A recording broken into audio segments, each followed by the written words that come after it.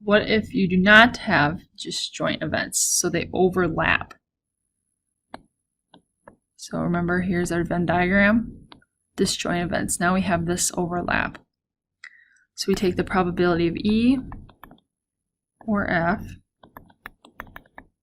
is equal to the probability of E plus the probability of F. Now we need to subtract the probability of E and F. For not disjoint events, when we just do this first part of the addition rule that we learned before, you're adding this middle twice. That's why we subtract it once, so it's only added once. This is called the general addition rule. So suppose we are randomly selecting chips labeled 0, 1 through 9 from a bag. Let E represent the event choose an odd number, and let F represent the event choose a number greater than or equal to 4. So E is going to equal 1, 3, 5, 7, 9. F is equal to 4, 5, 6, 7, 8, 9. They have the outcomes 5, 7, and 9 in common, so the events are not disjoint. So let's find the probability by using the addition rule. So that's the probability of E plus the probability of F. What's the probability of E? We have 5 numbers and there's a total of 10 numbers. F, there's 6 out of 10. That's 11 over 10. Can you have a probability greater than 1? No.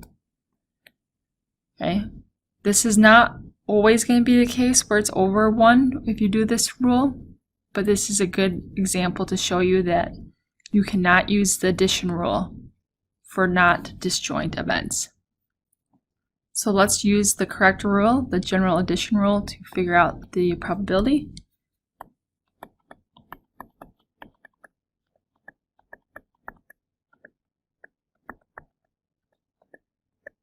Okay, so we have the probability of E and F already done. Now we need to subtract the probability of E and F. So that's 3 out of a total of 10 options or numbers. So that's 8 over 10, which is equal to 4/5. Suppose a single card is selected from a 52 card deck. Compute the probability of the event of drawing a king or a diamond. So these are not disjoint because you can draw a king and a diamond at the same time.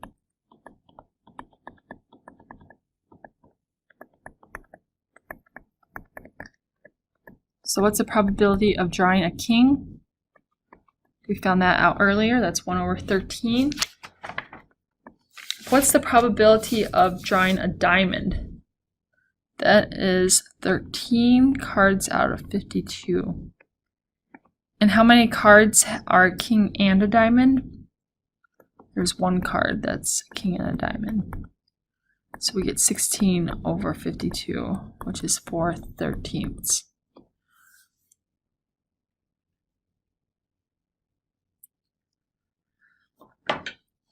Alright, the data below represents the marital status of males and females 15 years and older in the US in 2016. Let's first start with the probability that a randomly selected US resident 15 years and older is male.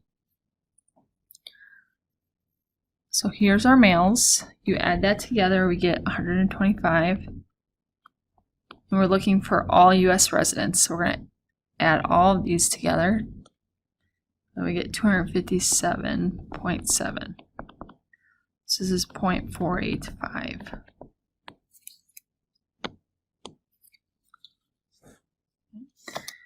B, determine the probability that a randomly selected US resident is 15 years and older is widowed. So find widowed. We have a male and female that are widowed. So we take 3.5 plus 11.4 out of our total.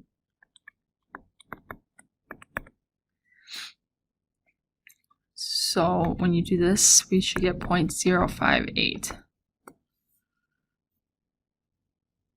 C, determine the probability that a randomly selected U.S. resident 15 years and older is widowed or divorced. Okay, so we're looking for widowed or divorced. You can see when I circle these are disjoint. They do not overlap. So we're looking for the probability of widowed or divorced. So we're looking for the probability of widowed plus probability of divorce because these are disjoint. So you can use the addition rule. Probability of widowed, we found up here, which is 0.058, plus the probability of being divorced, which is 10.7 plus 14.8, divided by the 257.7. When you divide, add this together and then divide, and then add the 0.058, you should get 0.157. And D, probability that they are male or widowed. So male plus probability widowed.